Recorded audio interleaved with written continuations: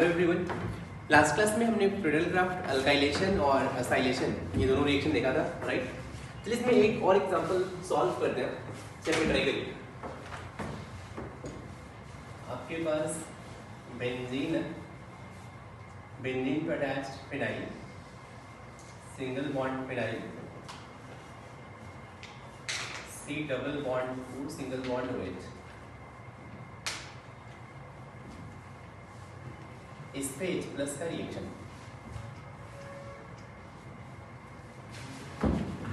सोचिए क्या फॉर्म होगा।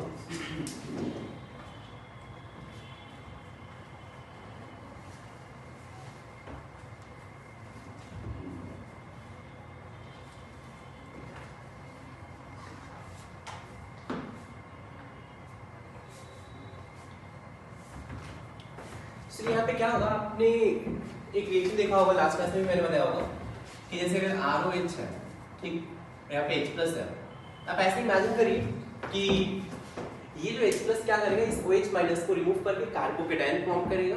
फिर एक बार कार्बोकेटायन फॉर्म हो गया, फिर आगे रिएक्शन फ्रीडलक्राफ्ट अल्काइलेशन होगा।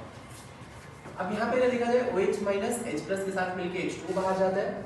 यहाँ पे भी आप वैसे ही सोचे, यहाँ पे OH माइनस और ये H प्लस मिलके H2O की फॉर्म में बाहर जाएगा। यहाँ पे कार्बोकेटायन क्या बनता हुआ नजर आएगा, बेंजीन फिनाइल। चलिए मैं एक और यहाँ पे बेंजीन लिख लेता हूँ, फिनाइल है तो इसको ऐसे बेंजीन लिख लेता हूँ, सो दैट थोड़ा सा इजी रहेगा। Single bond C double bond O plus, ये बन रहा है। इसके आगे आपको पता है कि अगर यहाँ पे सिर्फ ऑर्थो पोजीशन पे इंट्रामॉलिक्यूलर रिएक्शन पॉसिबल है, तो इसके ऑर्थो पे, यहाँ पे ऑर्थो पे इसका इंट्रामॉलिक्यूलर रिएक्शन होगा। बस इस इलेक्ट्रोफाइल को यहाँ पे अटैक कर दीजिए और ये बन जाएगा बेंजीन सिंगल बॉन्ड फिनाइल, यहाँ पे C डबल बॉन्ड O और इसको C से आप अटैच कर दीजिए। ये हो जाएगा फाइनल प्रोडक्ट।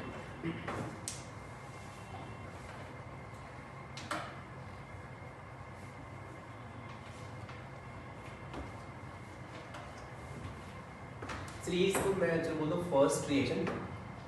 सेकेंड रिएक्शन है, अगर बेंजीन है, बेंजीन पे C पे carbon carbon carbon single bond carbon chlorine और AlCl3 के साथ हीट करूंगा, राइट। अब एक चीज और देख लीजिए, सेम रिएक्शन है अगर मैं यहाँ पे FeCl3 के साथ हीट करूंगा, राइट। चलिए सेकेंड देखिए आप रिएक्शन।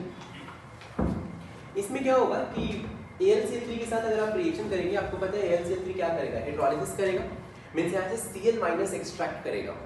Cl- एक्सट्रैक्ट करेगा तो यहाँ पे कार्बोकेटायन बनेगा, carbon carbon single bond carbon carbon carbon पे प्लस, रीअरेंजमेंट होगा और रीअरेंजमेंट होगा, हाइड्राइड शिफ्ट करिए तो ये बन जाएगा carbon carbon single bond carbon carbon plus single bond carbon. फिर यहाँ पे मिथाइल शिफ्ट होगा, carbon single bond carbon plus carbon carbon carbon, ये होगा। अब ये कार्बोकेटायन बन गया, राइट। तो ये कार्बोकेटायन बन गया, अब इस पे आप अटैक कर दीजिए तो यहाँ पे प्रोडक्ट क्या बनेगा, आपको पता है अगर बेंजीन पे अटैक हो तो बेंजीन पे मोस्ट स्टेबल प्रोडक्ट, मतलब मोस्ट स्टेबल कार्बोकेटायन से ये मेजर प्रोडक्ट बनेगा, क्लियर है। लेकिन FeCl3 के केस में फिर से ये Cl- एक्सट्रैक्ट करेगा, लेविस एसिड है तो यहाँ से बनेगा carbon single bond carbon carbon single bond carbon plus, यहाँ पे जो मेजर प्रोडक्ट होगा, ये मेजर प्रोडक्ट यहीं से बन जाएगा, ये बन जाएगा बेंजीन और single bond carbon carbon carbon पे अटैच कार्बन कार्बन कार्बन, ये यहाँ पे मेजर प्रोडक्ट होगा। अब आपको डाउट आएगा कि यहाँ पे रीअरेंजमेंट नहीं हुआ, लेकिन AlCl3 के साथ रीअरेंजमेंट हुआ है, ऐसा क्यों हो रहा है? तो देखिए मैं आपको एक कॉन्सेप्ट बताऊं कि अगर मैं स्ट्रेंथ ऑफ लेविस एसिड की बात करूं, strength of Lewis acid, right, तो सबसे इनमें से अगर देखा जाए तो AlCl3 का स्ट्रेंथ ज्यादा होता है FeCl3 से। चलिए मैं और आपको बता दूं, PF3 का इससे कम होता है, ZnCl2 का इससे भी कम होता है, SnCl4 का लेविस एसिड स्ट्रेंथ और कम होता है। ये ऑर्डर होता है, ठीक। अब क्या होगा, अगर मैं बात करूं कि AlCl3 और FeCl3 में AlCl3 का लेविस एसिड स्ट्रेंथ ज्यादा है, मींस ये स्ट्रॉन्ग लेविस एसिड है, राइट।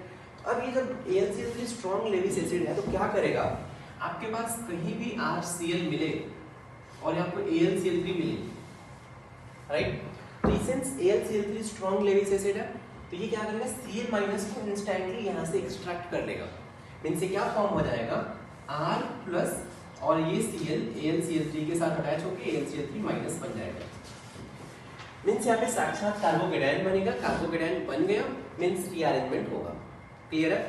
लेकिन ये जो FeCl3 है या BF3 है, ZnCl2 है, SnCl4 है, ये रिलेटिवली वीक लेविस एसिड है, मींस ये क्या करेंगे, अगर RCl मिला, अगर आपने FeCl3 ले लिया तो ये बहुत ही स्लो यहाँ से Cl- को एक्सट्रैक्ट करेगा, स्लो अगर यहाँ से Cl- को एक्सट्रैक्ट करेगा तो यहाँ पे क्या होगा, R पे डेल्टा प्लस फॉर्म होगा, राइट, बॉन्ड ब्रेक हो रहा होगा Cl और यहाँ पे FeCl3, यहाँ पे डेल्टा माइनस, मतलब इंस्टेंटली यहाँ पे कार्बोकेटायन नहीं बनेगा, बात समझ में आ रही है। यहाँ से अगर ये वीक लेविस एसिड है तो ये स्लोली यहाँ से Cl- एक्सट्रैक्ट करेगा और यहाँ पे R पे एग्जैक्ट प्लस नहीं बनेगा, डेल्टा प्लस बनेगा, जैसे डेल्टा प्लस बना ये फिर इस पे अटैक करते रहेगा, बात समझ में आ रही है, तो ये अटैक करते रहेगा और फाइनली प्रोडक्ट ये फॉर्म हो जाएगा। तो यहाँ पे एग्जैक्ट या साक्षात कार्बोकेटायन बन ही नहीं रहा है, समझ में आ रहा है। अगर कार्बोकेटायन एग्जैक्ट नहीं बन रहा है तो फिर रीअरेंजमेंट यहाँ पे होना डिफिकल्ट है। तो रीअरेंजमेंट दो केस में नहीं होते हैं। फर्स्ट केस मैंने आपको बताया था, अगर लो टेम्परेचर हो तो भी जो प्रोडक्ट दिया है इसी के अकॉर्डिंग आप लिखें, रीअरेंजमेंट वहां भी नहीं होता है। अगर वीक लेविस एसिड है, आपको ज्यादा दिमाग नहीं लगा रहा है, ये मैंने लिस्ट दिया, इनमें ध्यान रखें, ठीक ना। अगर वीक लेविस एसिड है तो फिर यहाँ भी रीअरेंजमेंट होना डिफिकल्ट है, ये पॉइंट आप ध्यान रखें फिडेल ग्राफ एल्काइलेशन में। चलिए फिर अब नेक्स्ट रिएक्शन पे आते हैं।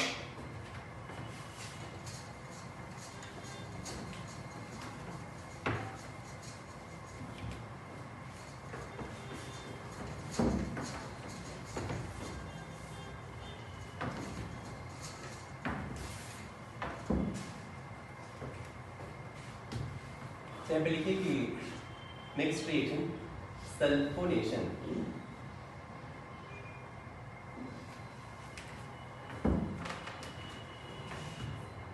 यहाँ पे बेंजीन और बेंजीन पे कॉन्सेंट्रेटेड H2SO4 और ध्यान रखें यहाँ पे कॉन्सेंट्रेटेड H2SO4 है, ये ध्यान रखें आप, कॉन्सेंट्रेटेड H2SO4 या फिर आप ओलियम ले सकते हैं, H2S2O7 को ओलियम बोलते हैं। ये बेसिकली होता है H2SO4 प्लस SO3, तो यहाँ से प्रोडक्ट बनेगा बेंजीन पे SO3H। इस रिएक्शन को बोलते हैं सल्फोनेशन रिएक्शन।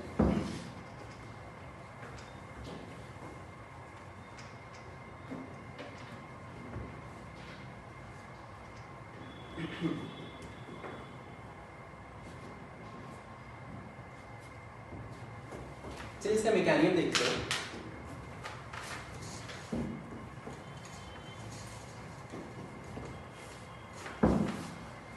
चलिए इस रिएक्शन में H2SO4 है, तो ये H2SO4 क्या करेगा, ये H प्लस डोनेट करेगा, तो मैं यहाँ पे लिख देता हूँ H2SO4 ब्रेक होगा H plus plus HSO4 minus, clear है। नेक्स्ट क्या होगा, यहाँ पे अभी H प्लस प्रोवाइड कर दिया, अब एक और H2SO4 मॉलिक्यूल आएगा, चलिए मैं यहाँ पे ऐसे लिख देता हूँ, आपके लिए इजी रहेगा, S double bond O single bond OH single bond OH। इस H2SO4 पे क्या होगा, अब ये H प्लस अटैक करेगा, तो आप बता सकते हैं H प्लस कहाँ पे अटैक करेगा, ये H प्लस बेसिकली इस OH माइनस पे अटैक करेगा और यहाँ से H2O बाहर जाएगा।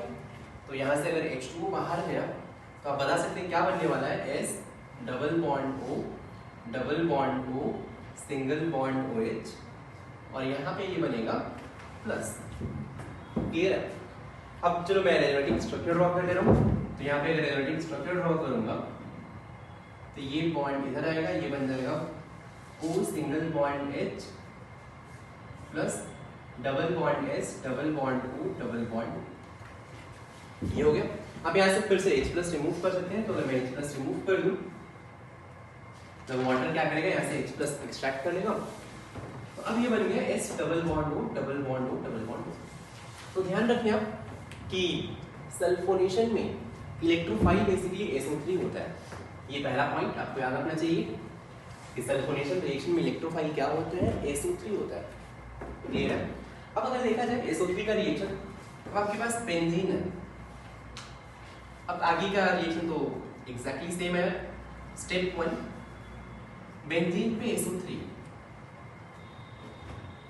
ये S double bond O double bond O double bond O, ये क्या होगा, ये बेंजीन इलेक्ट्रॉन डोनेट करेगा। कहाँ पे डोनेट करेगा, आपको पता है सल्फर एंड ऑक्सीजन में सल्फर पे डेल्टा प्लस चार्ज होगा, राइट। ये इस पे अटैक करेगा और ये बन जाएगा यहाँ पे plus single bond SO3 minus और यहाँ पे हाइड्रोजन रहेगा। क्लियर है? अब चाहे तो इसका रेडियम ड्रॉ कर सकते हैं, वही रेजोनेटिव स्ट्रक्चर ड्रॉ कर सकते हैं। नेक्स्ट स्टेप में क्या होता है, स्टेप 2 में अब कोई बेस आएगा और बेस H प्लस को रिमूव करेगा, तो यहाँ पे प्लस ये हो जाएगा SO3 minus single bond hydrogen. अब कोई बेस आएगा, जैसे मान लीजिए HSO4 माइनस, ये बेस अगर आया HSO4 माइनस, इस H प्लस को रिमूव करके यहाँ से H2SO4 बाहर निकल जाएगा और ये क्या बनेगा, बेंजीन पे SO3 माइनस, फिर से वाटर से H प्लस एक्सट्रैक्ट कर लेगा, तो वाटर से क्या बन जाएगा, ये SO3, ये हो गया फाइनल प्रोडक्ट।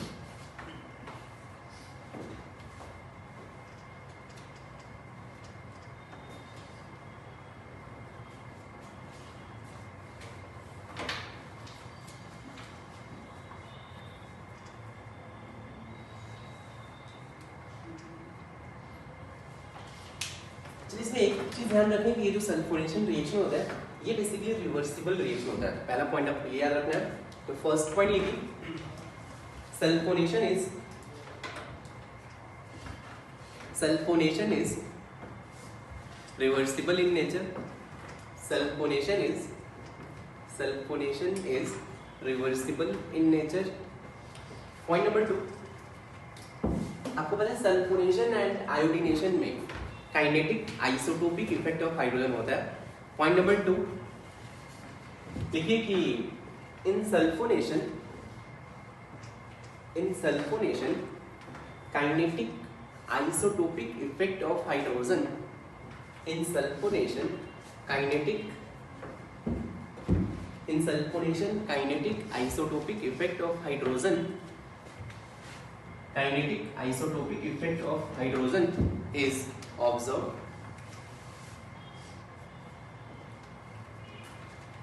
आपको पता है कि ऑर्डर ऑफ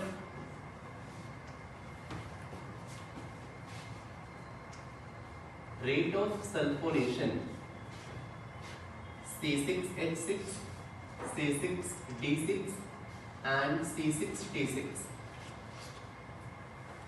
इनमें क्या होगा, आपको पता है कि C6H6 में सबसे ज्यादा रेट होता है, फिर C6D6, फिर C6T6 में होता है, because kinetic isotopic effect of hydrogen है, कार्बन हाइड्रोजन बॉन्ड स्ट्रेंथ कम होगा। आपको पता है bond strength is directly proportional to isotopic mass. तो इसका आइसोटोपिक मास ज्यादा है, बॉन्ड स्ट्रेंथ ज्यादा है, तो ये बॉन्ड वीक है, इजीली ब्रेक होगा, रिएक्शन फास्ट होगा। फिर यहाँ पे KH/KT, ये टर्म क्या होगा, ग्रेटर देन 1 होगा।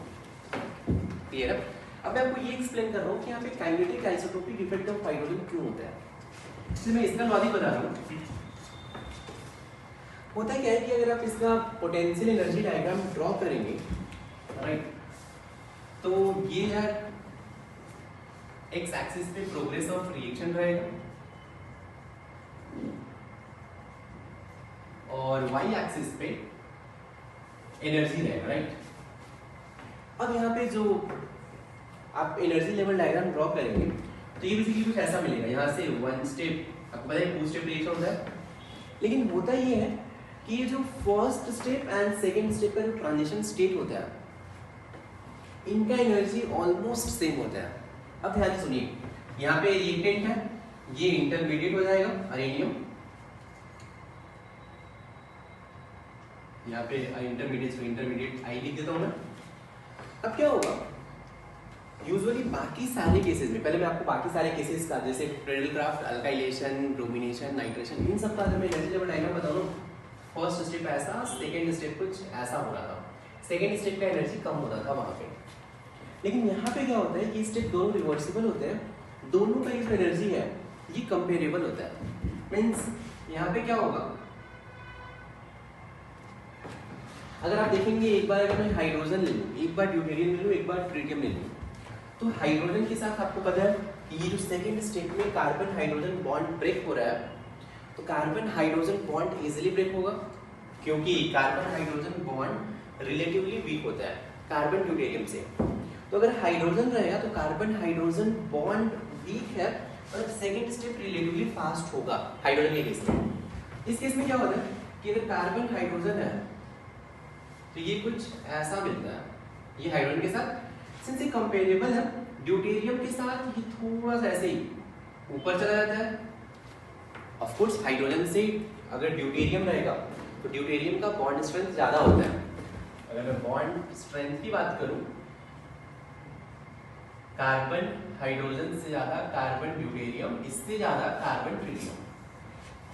सिंस कार्बन ड्यूटेरियम का बॉन्ड स्ट्रॉन्ग है तो ब्रेक करना रिलेटिवली डिफिकल्ट है, तो अब आपको ज्यादा एनर्जी देना पड़ेगा ड्यूटेरियम के केस में।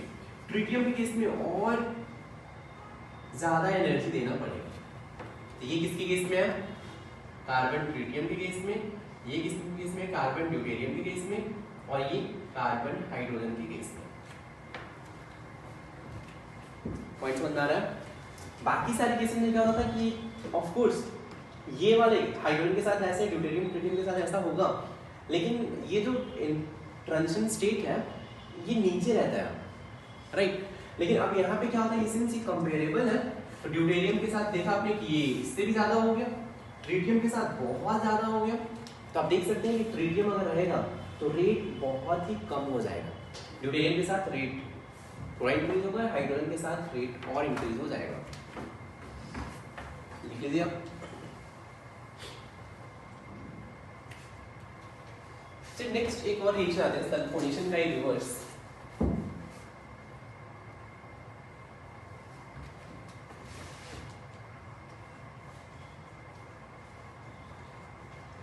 डीसल्फोनेशन।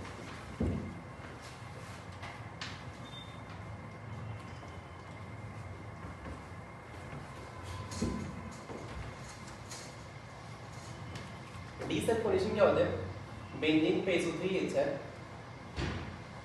इस पे हमने डाइल्यूट H2SO4 ऐड कर दिया और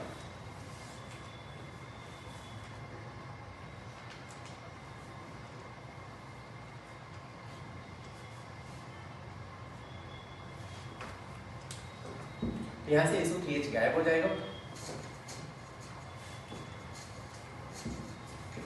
इसी ध्यान से देखिए आप, बेंजीन पे अगर आप कॉन्सेंट्रेटेड H2SO4 ऐड करेंगे तो आपको बेंजीन पे SO3H मिलेगा, लेकिन अगर बेंजीन पे SO3H है, हाइड्रोलाइसिस कर दीजिए या वार्म वाटर ऐड कर दीजिए या फिर डाइल्यूट H2SO4 ऐड कर दीजिए, डाइल्यूट H, डाइल्यूट H+ लिखा है, इन सब का मतलब डाइल्यूट एसिड है, तो डाइल्यूट एसिड या फिर वार्म वाटर आप ऐड करेंगे तो जस्ट ये यहाँ से ब्रेक हो जाएगा और यहाँ से SO3H ग्रुप गायब हो जाएगा।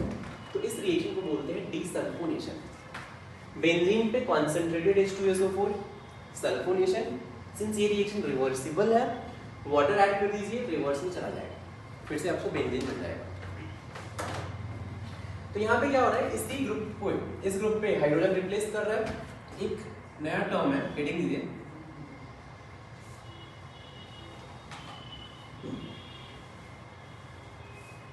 ipso substitution।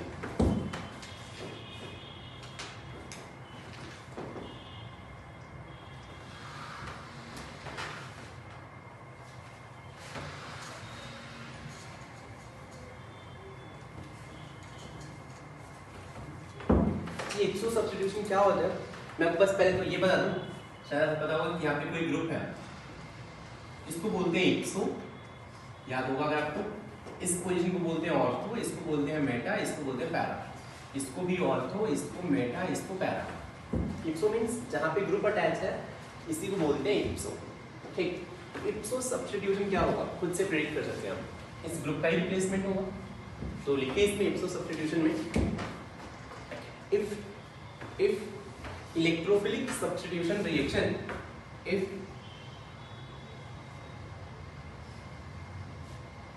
electrophilic substitution reaction is done for,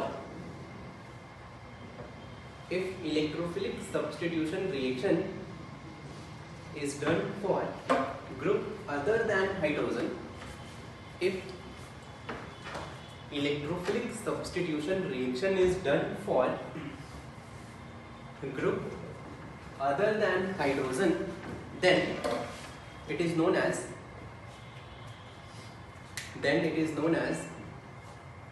ipso substitution.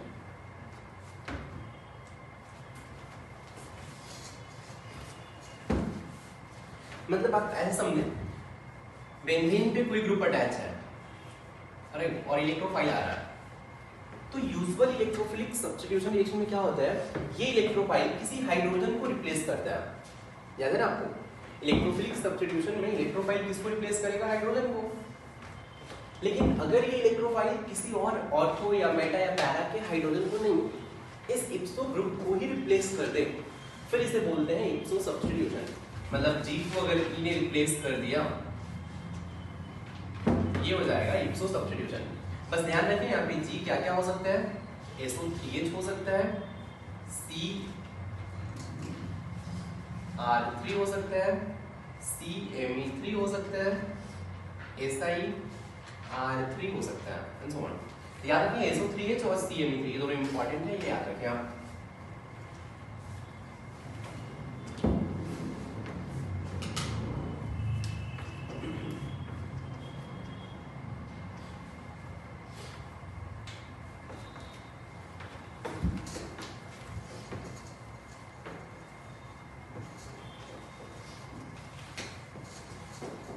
मतलब इनका मैकेनिज्म भी बहुत ही सिंपल सा है, कुछ वैसे ही होता है। अगर मैं इप्सो सब्स्टिट्यूशन का आपको मैकेनिज्म बताऊं तो यहाँ पे क्या होगा, बेंजीन है और यहाँ पे कोई ग्रुप अटैच है, E+ आया, राइट। ये E+ क्या करेगा, इसी पोजीशन पे अटैक करेगा और ये बन जाएगा G, यहाँ पे E, यहाँ पे प्लस रहेगा। चाहे तो रेजोनेटिंग स्ट्रक्चर ड्रॉ कर सकते हैं। नेक्स्ट स्टेप पे क्या होगा, यहाँ पे प्लस यहाँ पे G और यहाँ पे E रहेगा। नेक्स्ट स्टेप पे यहाँ से G बाहर जाएगा, ग्रुप अगर बाहर गया G+ के फॉर्म में तो यहाँ से माइनस आएगा, माइनस प्लस मिलके ये बन जाएगा डबल बॉन्ड, E बन जाएगा।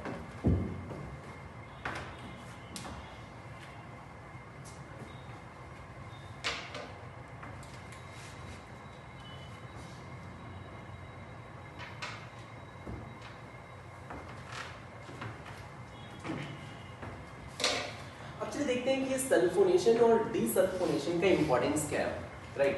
तो आप एक लाइन लिख लीजिए, ये मैं इसको एक्सप्लेन कर रहा हूँ। सल्फोनेशन एंड डीसल्फोनेशन से हम किसी भी पोजीशन को ब्लॉक कर सकते हैं। अब इसका मतलब क्या है, पहले चलो समझा देता हूँ मैं, फिर ये लाइन लिखना। जैसे मान लीजिए कि अगर आपको मिथाइल बेंजीन है, टॉलुइन है और आपको इसमें नाइट्रेशन करना है, आप नाइट्रेटिंग मिक्सचर ऐड कर दीजिए। नाइट्रेटिंग मिक्सचर जनरली क्या होता है, HNO3 एंड कॉन्सेंट्रेटेड H2SO4। यहाँ से NO2+ आएगा, तो ये NO2+ ऑर्थो पे भी अटैक कर सकता है और पैरा पे भी अटैक कर सकता है। यार नाइट्रेटिंग मिक्सचर से इलेक्ट्रोफाइल NO2+ आएगा, तो NO2+ since methyl ortho para directing है, तो ऑर्थो पे या पैरा पे अटैक कर सकता है। तो यहाँ पे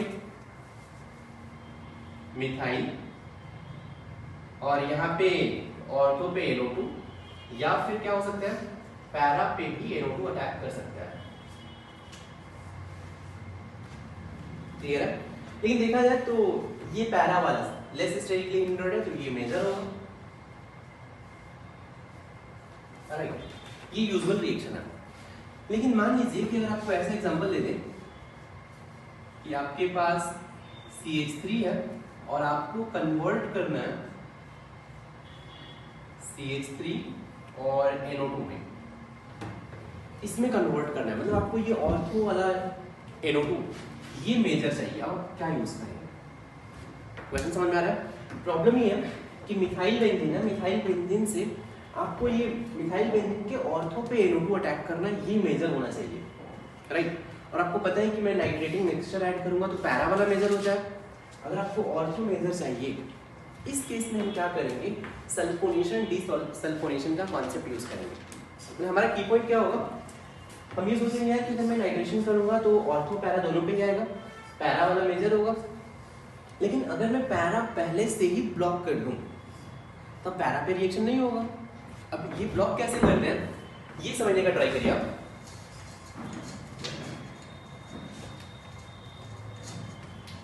अगर मैं यहाँ पे सबसे पहले चलो मैं सल्फोनेशन कर दूं,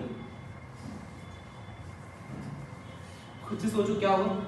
सल्फोनेशन में SO3H आएगा और SO3H कहाँ पे अटैक करेगा? पैरा पे। अब पैरा तो ब्लॉक हो गया। अब मैं नाइट्रेशन करूंगा, सेकंड, अब मैं नाइट्रेशन करूं तो अगर मैं नाइट्रेशन करूंगा तो इसके ऑर्थो पे NO2 आ जाएगा, लेकिन NO2 है और यहाँ पे SO3H है। आपको SO3H को गायब करना बहुत ही सिंपल है, डीसल्फोनेशन कर दीजिए। तो अगर मैं थर्ड स्टेप डीसल्फोनेशन कर दूं, आप सोच सकते हैं ऑर्थो पे NO2 मेजर होगा। नहीं समझ में? चलिए मैं फिर से लिख देता हूँ। देखिए बेंजीन पे CH3 है, सल्फोनेशन मींस कॉन्सेंट्रेटेड H2SO4, क्या बनेगा? मेजर यहाँ पे पैरा पे SO3H आएगा, राइट? अब मैंने पैरा ब्लॉक कर लिया। अब अगर इस पे नाइट्रेशन करूंगा तो नाइट्रेशन से ऑर्थो पे NO2 आएगा। अब मैं इस पे नाइट्रेटिंग मिक्सचर ऐड करूंगा तो ये बन जाएगा CH3, यहाँ पे NO2, यहाँ पे SO3H। और इसको गायब करना तो बहुत ही सिंपल है यार, जस्ट बाय हाथ का खेल है। क्या करेंगे? डीसल्फोनेशन कर देते हैं। डीसल्फोनेशन मींस डाइल्यूट H2SO4 या कोई डाइल्यूट एसिड ऐड कर दो यार, तो SO3H गायब हो जाएगा, बेंजीन पे CH3 और NO2 मिल जाएगा। समझ में आया? तो सल्फोनेशन करके मैं किसी ग्रुप को ब्लॉक करूंगा, रिएक्शन करूंगा, बाद में SO3H को हटा लूंगा डीसल्फोनेशन से। तो ये इंपॉर्टेंस है सल्फोनेशन एंड डीसल्फोनेशन का। चलिए अभी नोट में पॉइंट कीजिए कि सल्फोनेशन एंड डीसल्फोनेशन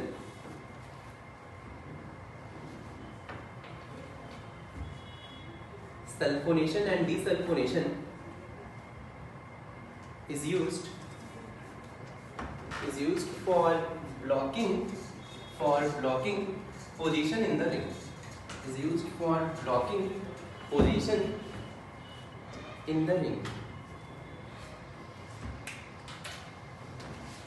चलिए इसी से एक मिलता जुलता एक और क्वेश्चन लेते हैं आपको, लिख लीजिए, फिर इसके बाद क्वेश्चन है कन्वर्ट बेंजीन पे CH2 CH3 into बेंजीन पे CH2 CH3 Br। ट्राई करिए।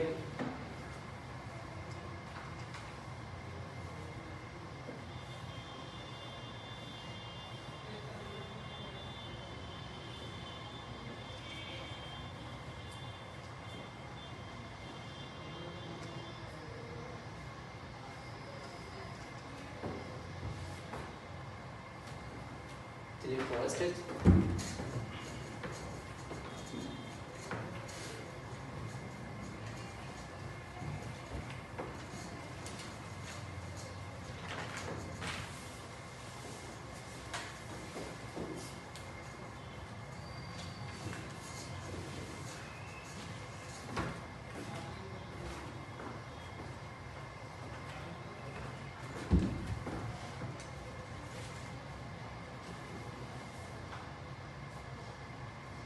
बेंजीन 1-chloro 4-nitro बेंजीन, आपको कन्वर्ट करना है सबको, बेंजीन टू 1 क्लोरो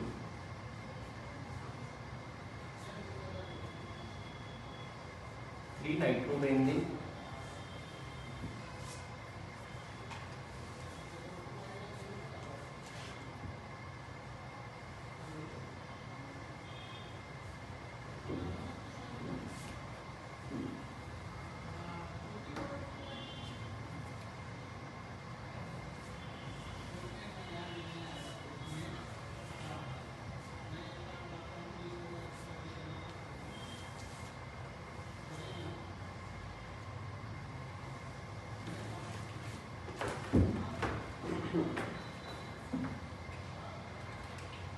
कुछ से दिमाग लगाइए और इनको कन्वर्ट करना है।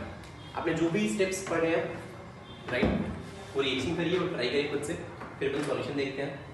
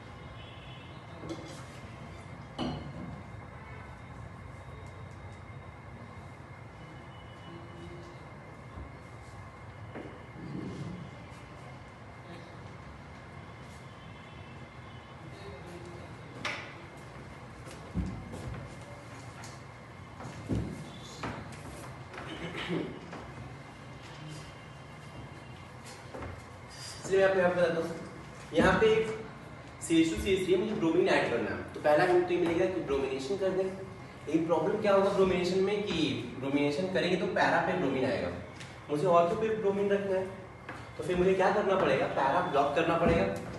तो चलिए सबसे पहले मैं क्या करता हूँ, पैरा पे ब्लॉक कर देता हूँ, कॉन्सेंट्रेटेड H2SO4 लेके मैं ब्लॉक कर सकता हूँ। यहाँ पे क्या मिलेगा, बेंजीन पे CH2CH3 और SO3H, ये हो जाएगा। फिर यहाँ पे अब क्या करूँगा, मैं ब्रोमिनेशन कर सकता हूँ। तो ब्रोमिनेशन में कुछ नहीं यार, Br2 और FeBr3 ले लीजिए, या फिर आप आयरन ले लीजिए। तो ये क्या बनेगा, ब्रोमीन। अब ये ऑर्थो पैरा डायरेक्टिंग, ये Meta directing, reaction ortho para directing के अकॉर्डिंग होगा। तो यहाँ पे बन जाएगा बेंजीन पे SO3H CH2CH3 Meta sorry ortho पे ब्रोमीन। लास्ट स्टेप में आप डीसल्फोनेशन कर दीजिए, डाइल्यूट H2SO4। अब यहाँ पे देखिए आपको बेंजीन से 1 क्लोरो 4 नाइट्रो बेंजीन बनाना है। चलिए मैं लिख लेता हूँ, बेंजीन से 1 क्लोरो, मैं लिख के लिखता हूँ, स्पेस नहीं, चलिए मैं सेकंड का सॉल्यूशन यहाँ पे लिख देता हूँ। बेंजीन से मुझे क्या बनाना है, 1 chloro 4 nitro, 1 chloro 1 2 3 4 nitro benzene बनाना है। अब क्या होगा यहाँ पे, मेरे पास दो ऑप्शन है, एक तो मुझे नाइट्रेशन करना पड़ेगा, एक क्लोरीनेशन करना पड़ेगा। इतना तो हिंट मिल ही रहा होगा आपको। अगर मैं पहले नाइट्रेशन कर लूँ फिर क्लोरीनेशन करूँ, तो अगर यार पहले नाइट्रेशन कर लिया NO2 आ गया, तो NO2 मेटा डायरेक्टिंग ग्रुप है। बात समझ में आ रही है। अगर मैंने पहले नाइट्रेशन कर लिया तो बेंजीन पे अगर मैं पहले ही NO2 अटैच कर दूं, अब मैं ब्रोमिनेशन करूंगा तो ये मेटा डायरेक्टिंग है, तो ब्रोमीन तो मेटा पे आएगा, तो ये बन ही नहीं सकता है। सॉरी क्लोरीन, तो क्लोरीन मेटा पे आएगा। लेकिन अगर मैं पहले ही क्लोरीनेशन कर लूं Cl2FeCl3, बेंजीन पे मिल गया क्लोरीन। क्लोरीन आपको पता है ऑर्थो पैरा डायरेक्टिंग है, तो अब मैं इस पे अगर नाइट्रेशन करूंगा तो कहाँ पे आएगा, ऑर्थो या पैरा पे, पैरा वाला मेजर होगा। अब इस पे आप नाइट्रेशन कर लीजिए, नाइट्रेटिंग मिक्सचर ऐड कर दीजिए, बन गया प्रोडक्ट। थर्ड तो आपको ऐसे दिख रहा हुआ है।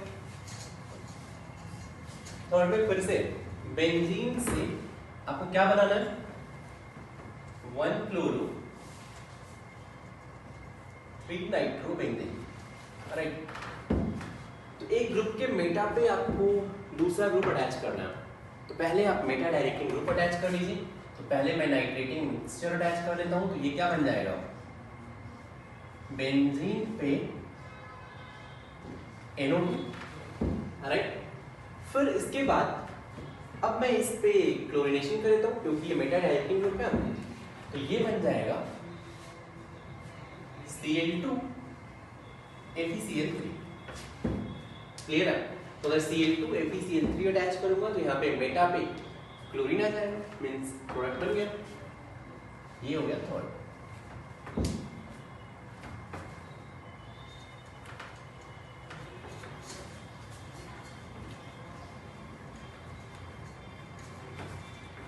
जो फोर्थ देखें, बेंजीन से 1 ब्रोमो 2 नाइट्रोबेंजीन, बेंजीन से 1 ब्रोमो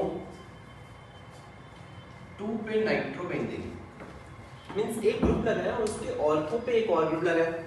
मींस इतना तो हिंट मिल गया कि पहले मुझे क्या करना चाहिए, ortho para directing group attach करना चाहिए। तो इसमें ortho para directing group bromine है, पहले मैं ब्रोमिनेशन कर लेता हूँ, Br2 आयरन, FeBr3 या Fe भी लिया तो भी चलेगा। तो ये बन जाएगा ब्रोमीन पे Br। लेकिन अगर मैं अभी नाइट्रेशन कर दूं तो NO2 तो इसके पैरा पे मिल जाएगा, मुझे ऑर्थो पे चाहिए तो पैरा क्या करना पड़ेगा, ब्लॉक करना पड़ेगा। चलिए सल्फोनेशन कर देते हैं, कॉन्सेंट्रेटेड H2SO4। अब क्या आएगा, बेंजीन पे SO3H और ब्रोमीन।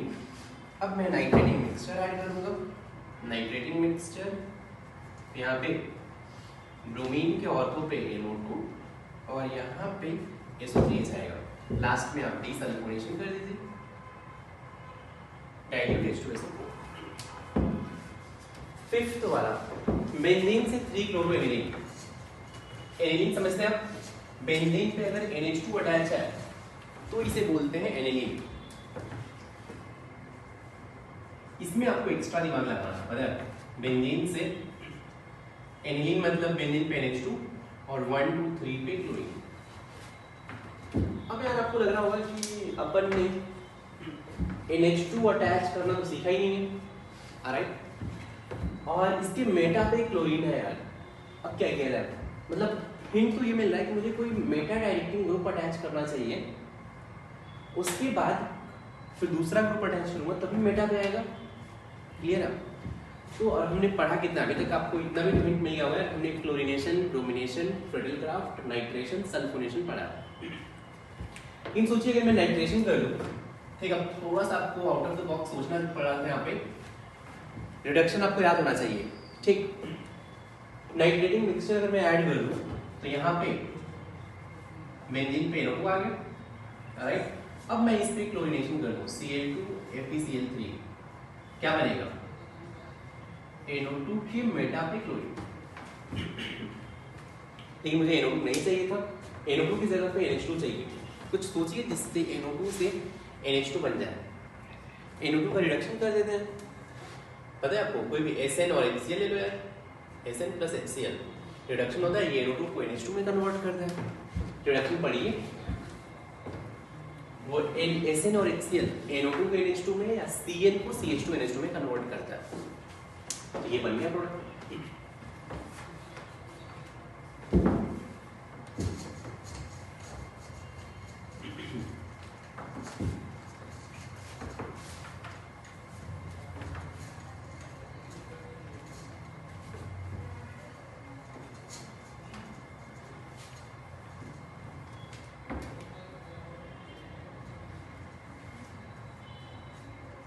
नेक्स्ट रिएक्शन पे आते हैं, आयोडीनेशन।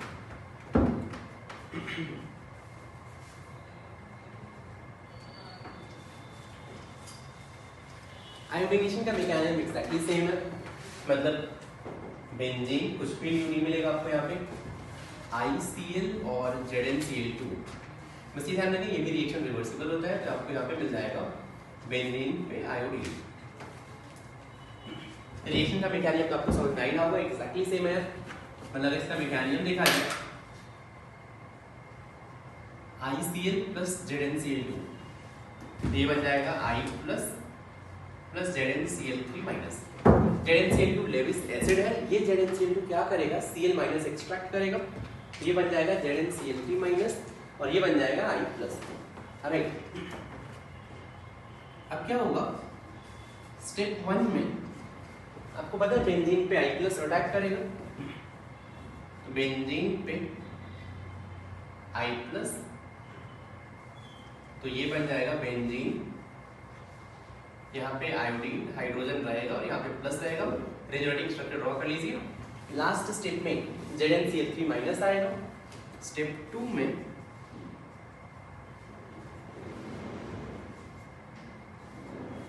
यहाँ पे प्लस आयोडीन हाइड्रोजन, अब यहाँ से ZnCl3 माइनस आएगा, ये HCl के फॉर्म में, ZnCl2 के फॉर्म में बाहर जाएगा और ये बन जाएगा बेंजीन पे आयोडीन।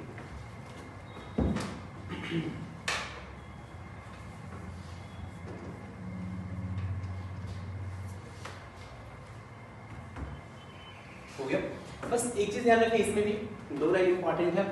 पहला पॉइंट ये कि आयोडीनेशन भी रिवर्सिबल है और सेम कॉन्सेप्ट जो मैंने आपको यहाँ पे एनर्जी लेवल डायग्राम बताया था, इसीलिए यहाँ भी kinetic isotopic effect of hydrogen होगा। लिखिए नोट में फर्स्ट पॉइंट, लिखिए कि iodination is, first point, iodination is reversible in nature, iodination is reversible in nature. Point number 2, kinetic isotopic effect of hydrogen, kinetic isotopic effect of hydrogen is observed. Kinetic isotopic effect of hydrogen is observed. इसलिए हमने complete electrophilic substitution reaction पढ़ लिया। अब aromatic compound में just एक और reaction देख लेते हैं, ऑक्सीडेशन ऑफ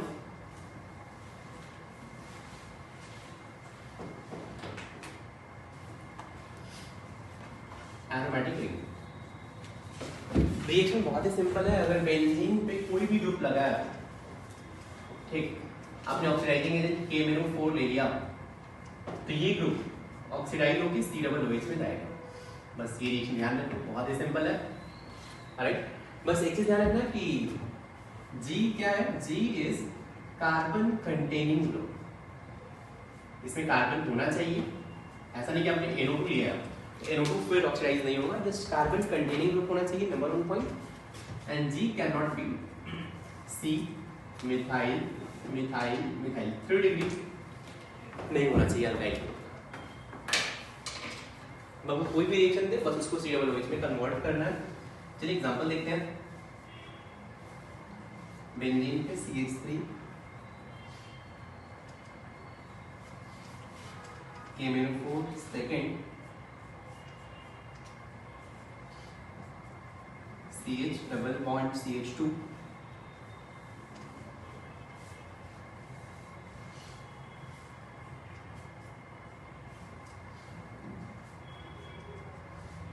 बेंजीन पे CuCl,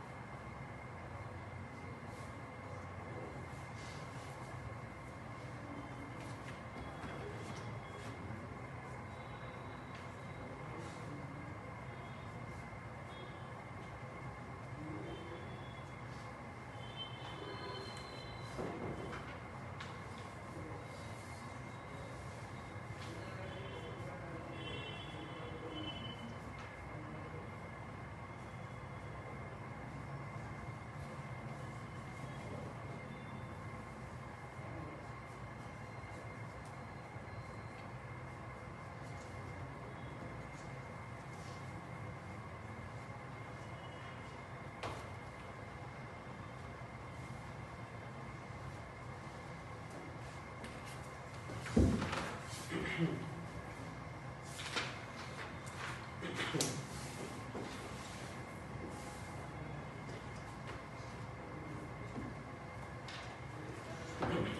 यहाँ पे प्रोडक्ट क्या लिखेंगे, तो अगर आपने क्वेश्चन नोट कर लिया, कुछ नहीं करना है, जस्ट बेंजीन पे कोई भी ग्रुप है, ग्रुप को हटाइए, COOH लगाइए, बस की पॉइंट ये है। मैं ये भी लिख देता हूँ यहाँ, फिर से वहाँ पे क्या लिखूँ, आंसर लिखे ना, बेंजीन पे COOH आएगा। यहाँ भी ये भी ग्रुप हट के बेंजीन पे क्या आएगा, जस्ट COOH आएगा। ये भी COCl हट के क्या आएगा, COOH आएगा। बात समझ में आ रही है? फोर्स देखा जाए, यहाँ पे देखिए बेंजीन पे ये भी ग्रुप है, ये भी ग्रुप है, दोनों ग्रुप हटेंगे और दोनों के प्लेस पे COOH आएगा। बेंजीन से कुछ भी अटैच है, जस्ट COOH आएगा। बेंजीन से ये ग्रुप अटैच है, हटके क्या आएगा, COOH आएगा। यहाँ पे समझे 6 में बेंजीन पे एक ये ग्रुप अटैच है और दूसरा ये ग्रुप अटैच है, समझ में आ रहा है? बेंजीन पे एक तो ये अल्काइल ग्रुप है और एक यहाँ से अल्काइल ग्रुप है, तो आपको क्या करना है, इसको भी एक अल्काइल ग्रुप ट्रीट करना है, इसको हटा के COOH लगाइए, इसको भी हटा के COOH लगाइए, इसको ब्रेक करिए, इसको ब्रेक करिए, और दोनों को ब्रेक करने के बाद आप यहाँ पे COOH बॉन्ड का एडिशन करिए। 7th आपको ऐसे समझ में आ गया होगा, बेंजीन है और यहाँ से इधर से ब्रेक करना है, इधर से ब्रेक करना है, ये भी जस्ट 4 COOH आपको अटैच करना है।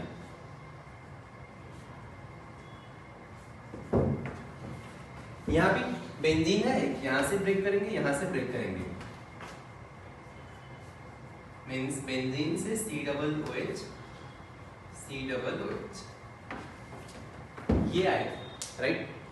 लेकिन हाँ, अगर मान लीजिए आप 8 के बाद 9 नैफ्थलीन मिल जाए, नैफ्थलीन समझते हैं आप, 2 बेंजीन रिंग है, तो इनमें से एक रिंग को ऑक्सीडाइज कर दीजिए। अगर आपके पास इस पे KMnO4 है, अब किसी भी एक रिंग को ऑक्सीडाइज कर दीजिए। अगर एक रिंग को ऑक्सीडाइज करूंगा, मान लीजिए इसको मैं ऑक्सीडाइज कर दूं, इधर को हटा के COOH, इसको हटा के COOH, मींस ये बन जाएगा benzene COOH।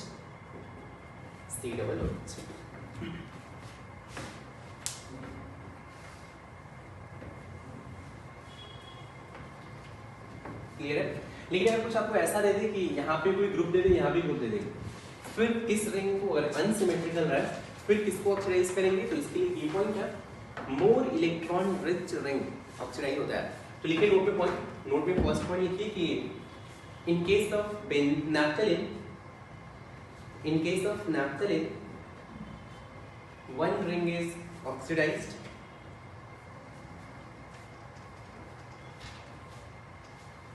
in case of naphthalene one ring is oxidized. Point number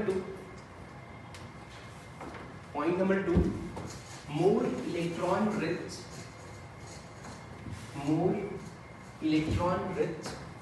benzene ring, more electron rich benzene ring is oxidized. More electron rich benzene ring is oxidized. मतलब यहाँ से आपको देखा जाए 10th में KMnO4 है, यहाँ भी KMnO4 है, इन दोनों में इस रिंग में इलेक्ट्रॉन विड्रॉइंग लगा है, इसमें नहीं है, ये इलेक्ट्रॉन रिच है, तो इसको कन्वर्ट करना है COOH में। पॉइंट समझ में आ रहा है? मतलब इसको हटा के COOH लगाऊं या फिर यहाँ पे COOH लगाऊं, तो इस रिंग को हटाइए, मोर इलेक्ट्रॉन रिच है, और यहाँ पे COOH अटैच करिए, मींस NO2, यहाँ पे COOH, यहाँ पे मोर इलेक्ट्रॉन रिच ये रिंग है, राइट? इसको हटा के COOH लगाइए, COOH, यहाँ भी COOH।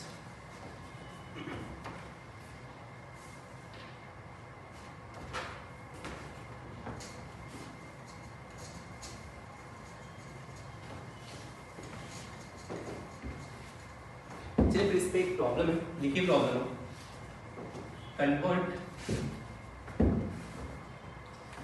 Convert first benzene to Meta nitro benzoic acid. मतलब आपके पास बेंजीन है और इसको कन्वर्ट करना है, बेंजोइक एसिड बना लीजिए और इसके मेटा पे नाइट्रो ग्रुप अटैच कर लीजिए।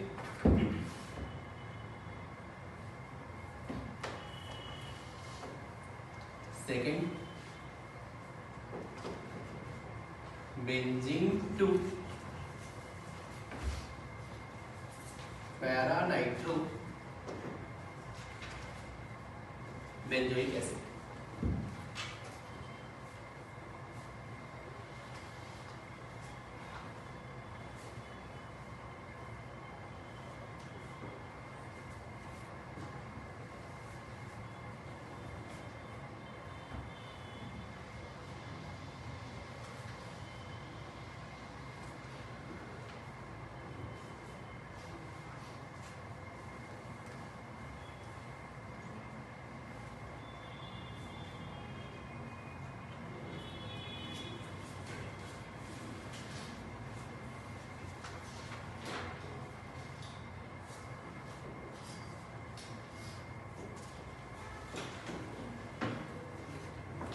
ट्राई करिए, सोचिए कैसे आप कन्वर्ट करेंगे।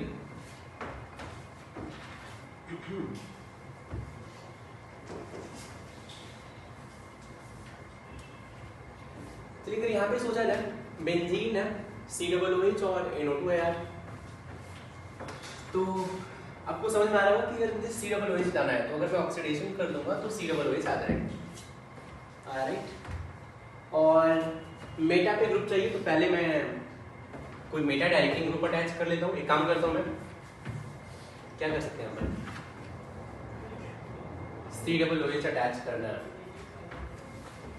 सोचिए कौन सा ऑप्शन है। अगर मैं नाइट्रेशन कर लूँ, राइट, नाइट्रेशन के बाद कुछ ऑप्शन है अपने पास। हाँ चलिए अपन ये कर सकते हैं।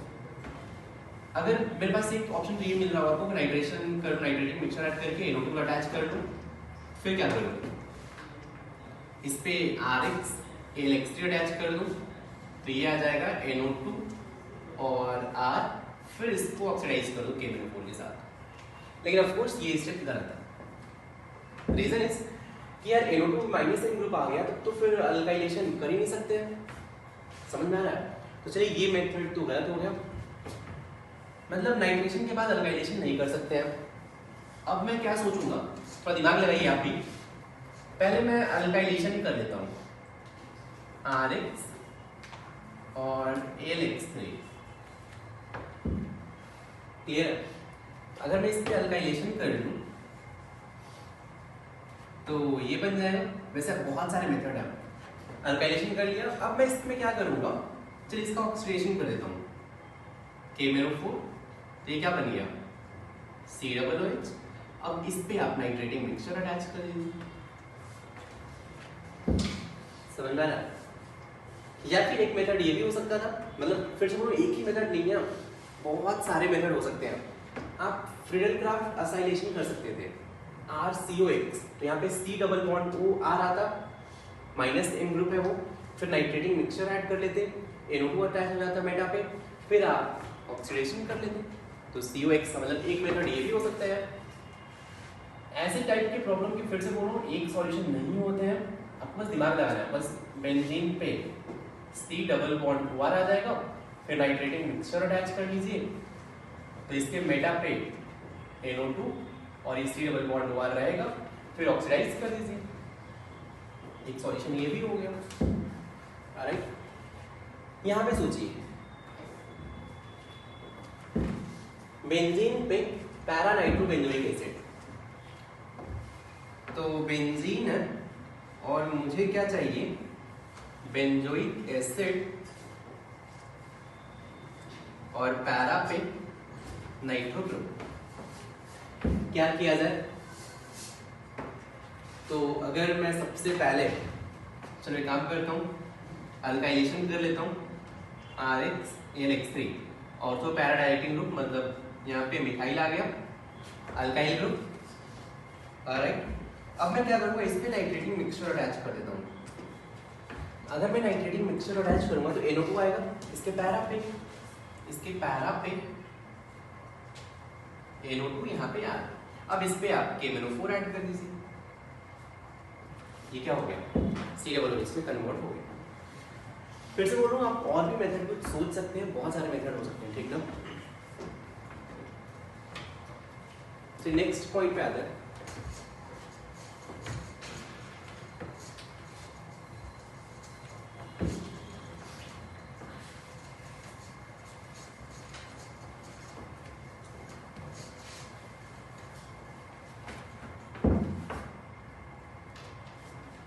इसलिए मैं आपको एक रिएक्शन दे रहा हूँ, बेंजीन पे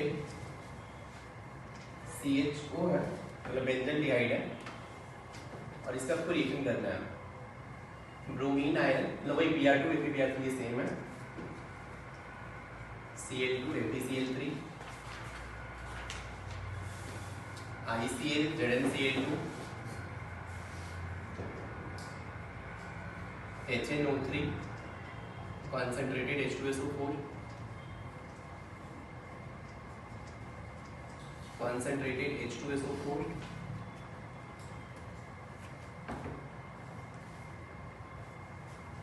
RH ALX3 के साथ हीट किया,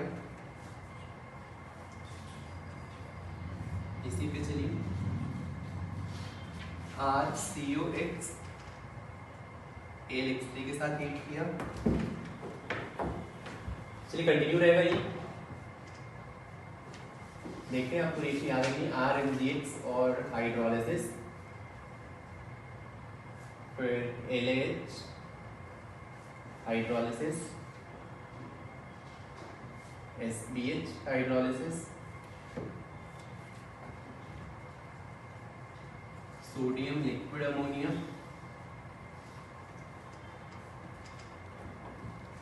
और रेड फॉस्फोरस HI KMnO4।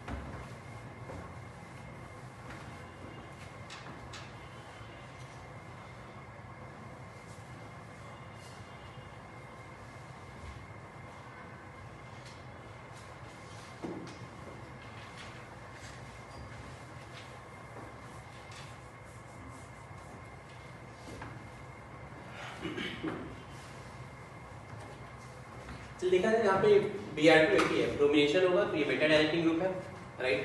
तो इसके बेटा पे क्या आएगा, ब्रोमीन आएगा। अब बता सकते थे CHO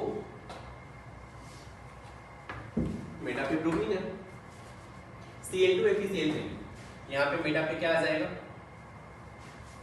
CHO, मेटा पे क्लोरीन आ जाएगा, यहाँ पे मेटा पे आयोडीन आ जाएगा, नाइट्रेटिंग मिक्सचर, तो CHO मेटा पे NO2 आ जाएगा।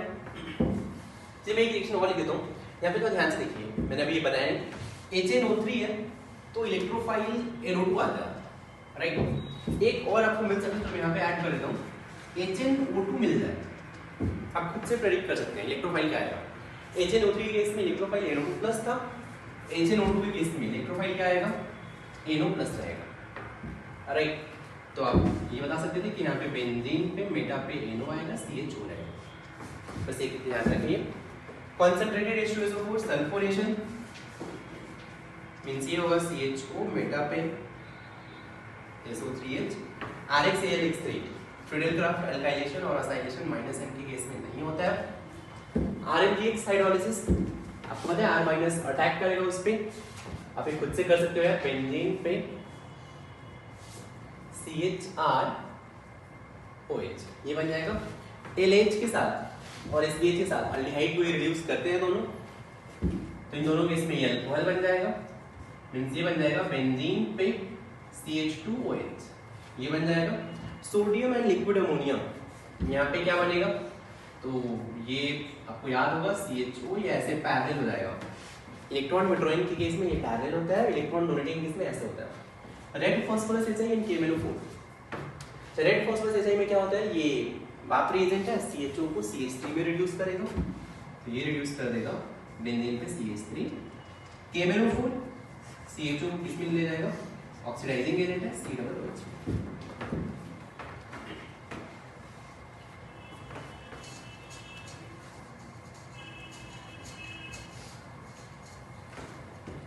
नेक्स्ट आप रिएक्शन लिखते हैं, नोट में चाहो लिख रही है, बेंजीन पे CH डबल बॉन्ड CH2 है और इस पे Br2Fe है फर्स्ट।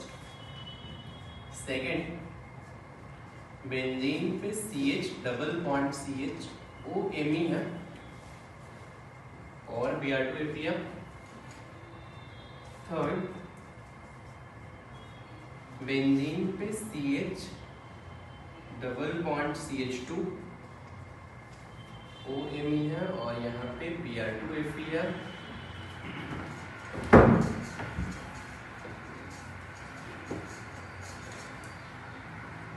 फोर्थ बेंजीन पे CH डबल बॉन्ड CHO है और इस पे Br2Fe है।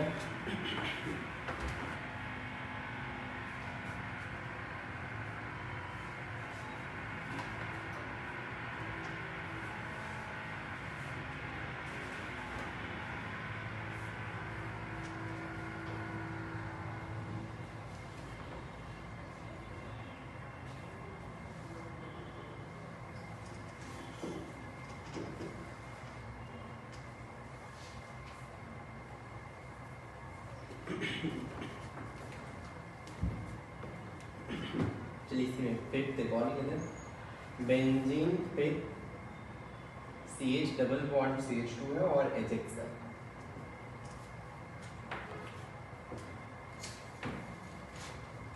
सिक्स बेंजीन पे CH डबल बॉन्ड CH2 है और ब्रोमीन के साथ वाटर है।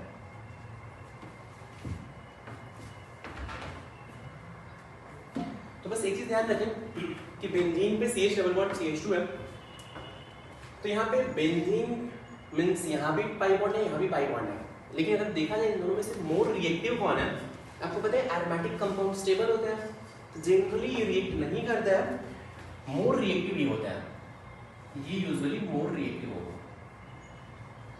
ठीक, मतलब अगर इस पे Br2 भी दे दे, CCl4 भी दे दे, अब ट्राई करें इसी पे रिएक्शन करने का, मतलब इसे Br जस्ट आ जाएगा, तो यहाँ पे एक प्रोडक्ट हो जाएगा बेंजीन पे CH CH2 Br। यहाँ भी इस पे प्लस एन ग्रुप लग रहा है तो रिएक्टिविटी और इंक्रीज हो रहा है, तो Br यहीं पे अटैच होगा, बेंजीन पे CH CHOMe Br इस रिएक्शन यहीं पे होगा। यहाँ भी अगर बेंजीन पे भी OMe लग रहा है तो भी रिएक्शन यहीं पे होगा, मींस बेंजीन पे OMe CH CH Br। बस याद रखिए एग्जांपल नंबर 4 कि अगर मैं इसमें माइनस एन ग्रुप लगा दूं तो ये लेस रिएक्टिव हो गया, इस केस में अब रिएक्शन अभी लेस रिएक्टिव हो गया माइनस एन लगने के कारण, अब इलेक्ट्रोफाइल अटैक करेगा बेंजीन पे। तो आपको पता है ये group C double bond C और माइनस एन ग्रुप होता है, तो ये ऑर्थो पैरा डायरेक्टिंग होता है, याद है आपको, ये ऑर्थो पैरा डायरेक्टिंग होता है। तो ऑर्थो पैरा मींस ऑर्थो तो हिंडर्ड है, जहाँ पे पैरा पे रिएक्शन होगा, मींस इस केस में मेजर प्रोडक्ट जो होगा Br यहाँ पे अटैच होगा, CH double bond CH CH। यहाँ भी आप रिएक्शन कर सकते हैं, HX का रिएक्शन नॉर्मल एल्कीन पे ही करें, कार्बोहाइड्रेट यहाँ पे बनाएंगे तो ये बन जाएगा benzene CHX single bond CH3। Br2H2 यहाँ भी Br प्लस इसी पे अटैक करिए, CH single bond CH2 Br plus water कहाँ पे अटैक करेगा? रिंग में प्लस चार्ज है, प्लस चार्ज अगर है तो आपको ओपन करना आता है। किधर से ओपन करते हैं? जहाँ पे प्लस चार्ज मोर स्टेबल है, यहाँ से ब्रेक करेंगे, ये बॉन्ड इधर आएगा, मीन्स यहाँ पे final product will be benzene पे CHOH CH2Br, ये हो फाइनल प्रोडक्ट।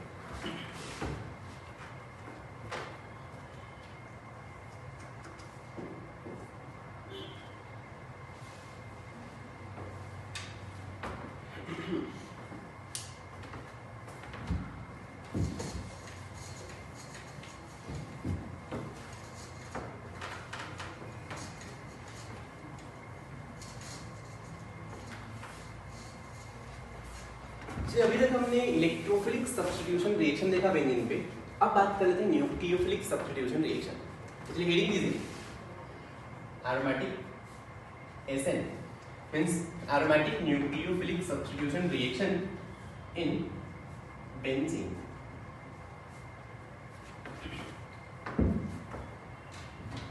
तो basically aromatic nucleophilic substitution reaction benzene में दो मैकेनिज्म से होता है। पहला मैकेनिज्म है benzyne mechanism and second mechanism है कार्बेनाइन मैकेनिज्म। बेंजाइन मैकेनिज्म हम लोग पढ़ चुके हैं कहाँ पे? बेंजाइन में, ठीक। बेसिकली इसको बोलते हैं SNEA, पहले एलिमिनेशन होता है बाद में एडिशन होता है। कार्बेनाइन में क्या होता है? SNAE होता है, यहाँ पे पहले एडिशन होता है बाद में एलिमिनेशन होता है। तब ये तो पढ़ चुके हैं, कहाँ से आप पढ़ने वाले रिवाइज करने वाले हैं? तो रेफर टू बेंजाइन। आपको याद आ रहा होगा मैंने डायरेक्ट सब्स्टिट्यूशन साइन सब्स्टिट्यूशन पढ़ाया था। अब अपने को पढ़ना है SNAE, तो हेडिंग कीजिए SNAE मैकेनिज्म।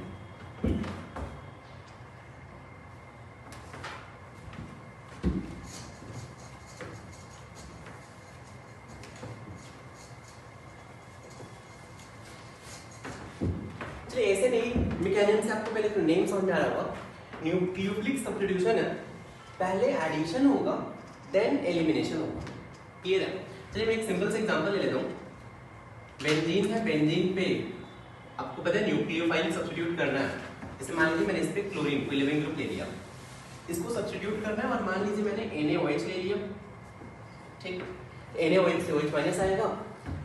अब इस OH माइनस को, इस न्यूक्लियोफाइल को Cl को सब्स्टिट्यूट करना है, तो ये न्यूक्लियोफाइल अगर इसको सब्स्टिट्यूट करेगा तो ये न्यूक्लियोफिलिक सब्स्टिट्यूशन हो जाएगा, पहले एडिशन बाद में एलिमिनेशन। लेकिन ये इस पे अटैक करेगा तो आगे रिएक्शन जाएगा ही नहीं, ये आपको भी पता है। क्यों नहीं जाएगा? बिकॉज इसमें पार्शियल डबल बॉन्ड कैरेक्टर है, राइट? तो रिएक्शन नहीं होगा because carbon chlorine has partial double bond character, मतलब नॉर्मल कंडीशन में ये रिएक्शन नहीं होगा। तो फिर रिएक्शन कैसे होगा? तो एबनॉर्मल कंडीशन करना पड़ेगा।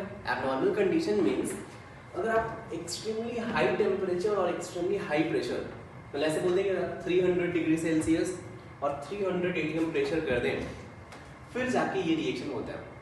और यहाँ से मतलब OH रिप्लेस करेगा, फेनॉल बन जाएगा। तो इस प्रोसेस को बोलते हैं डाउस प्रोसेस।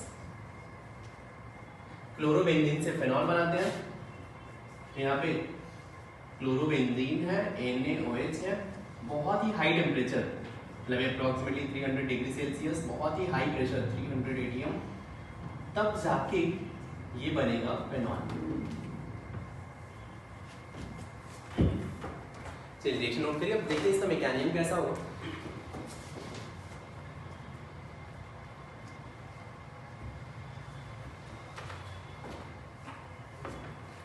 देखिए यहाँ पे मैकेनिज्म वही बोला मैंने, SNAE होगा, पहले तो स्टेप में एडिशन होगा, नेक्स्ट स्टेप में एलिमिनेशन होगा। यहाँ पे क्या होने वाला है मैकेनिज्म में? यहाँ पे क्लोरीन है और OH माइनस को अटैक कर रहा है। नॉर्मली अटैक नहीं करेगा, आपको भी पता है कब अटैक करेगा, जब हाई टेम्परेचर हाई प्रेशर होगा, ड्रास्टिक कंडीशन में ये अटैक करेगा। कहाँ पे अटैक करेगा, इसलिए आपको पता है कार्बन एंड फ्लोरीन में क्लोरीन मोर इलेक्ट्रॉन नेगेटिव है, तो क्लोरीन पे डेल्टा माइनस, कार्बन पे डेल्टा प्लस, ये OH माइनस यहाँ पे अटैक करेगा, ये बॉन्ड इधर शिफ्ट होगा, क्या बन जाएगा, तो यहाँ पे बनने वाला है डबल बॉन्ड ClOH, यहाँ पे माइनस, देखिए कार्बोनाइल बन रहा है।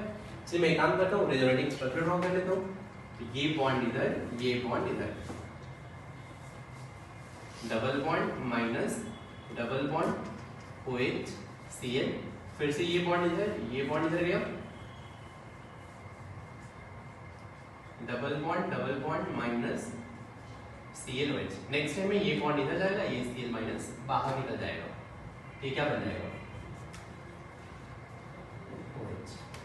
तो आप देख रहे हैं इस रिएक्शन में क्या हुआ, ClOH ने रिप्लेस किया, इसीलिए ये न्यूक्लियोफिलिक सब्स्टिट्यूशन है। पहले स्टेप में एडिशन हो रहा है, लास्ट स्टेप में एलिमिनेशन हो रहा है, इसीलिए इसको बोलते हैं SN-AE मैकेनिज्म। क्लियर एकदम। अब यहाँ पे इंपॉर्टेंट चीज ये है, ठीक, कि अगर यहाँ पे डेल्टा प्लस चार्ज ज्यादा होगा तब OH माइनस इजीली अटैक करेगा, तो रेट ऑफ रिएक्शन ज्यादा होगा। तो अगर मैं आपसे पूछूं कि रेट ऑफ रिएक्शन आपको एक बार मैंने बेंजीन पे फ्लोरीन दे दिया, एक बार मैंने बेंजीन पे क्लोरीन दे दिया, नेक्स्ट टाइम बेंजीन पे ब्रोमीन और बेंजीन पे आयोडीन है, तो यूजुअली हम गलती ये करते हैं कि हमें लगता है I minus good leaving group है तो इसमें रेट ऑफ रिएक्शन ज़्यादा होगा, लेकिन यहाँ पे ऐसा नहीं होता है। यहाँ पे अनएक्सपेक्टेडली फ्लोरोबेंजीन में रेट ऑफ रिएक्शन ज़्यादा होता है। ऐसा क्यों होता है, इसका लॉजिक ये है कि देखो यार, फ्लोरीन मोस्ट इलेक्ट्रॉन नेगेटिव है, तो फ्लोरीन अगर मोस्ट इलेक्ट्रॉन नेगेटिव हुआ तो इस कार्बन पे डेल्टा प्लस चार्ज बहुत ज़्यादा होगा। क्लोरीन के केस में इस कार्बन पे डेल्टा प्लस चार्ज थोड़ा सा कम होगा, ब्रोमीन वाले केस में डेल्टा प्लस चार्ज और कम, यहाँ पे डेल्टा प्लस चार्ज और कम होगा। क्लियर है। अब देखा जाए रेट ऑफ रिएक्शन, सिंस इस पे पार्शियल पॉजिटिव बहुत ज्यादा है, मींस इलेक्ट्रॉन डेंसिटी बहुत ही कम है, तो न्यूक्लियोफाइल सबसे फास्ट इस पे अटैक करेगा। इसलिए याद रखिए रेट ऑफ रिएक्शन इसमें ज्यादा, मींस ये ऑर्डर डिक्रीजिंग होता है, ये इंपॉर्टेंट ऑर्डर है, ध्यान रखें। तो जनरली हम कंफ्यूज कर जाते हैं, हमें लगता है आयोडोबेंजीन में रेट सबसे ज्यादा होना चाहिए, लेकिन जस्ट इसका रिवर्स होता है। नेक्स्ट थिंग,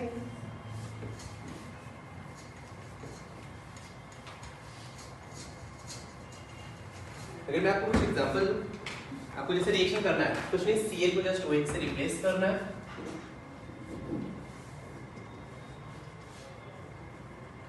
क्लोरीन और यहाँ पे NO2 है, NaOH, high pressure and temperature, product बताइए क्या होगा,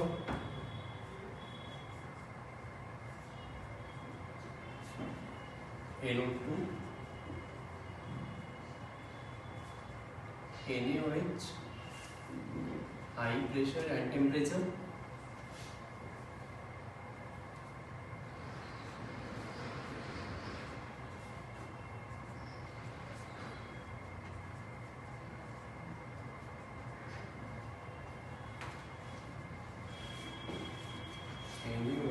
high pressure and temperature.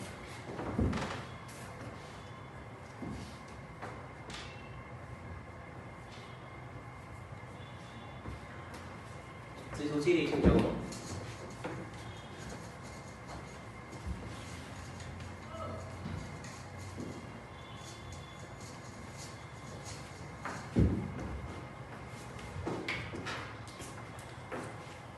Next topic पे आते हैं,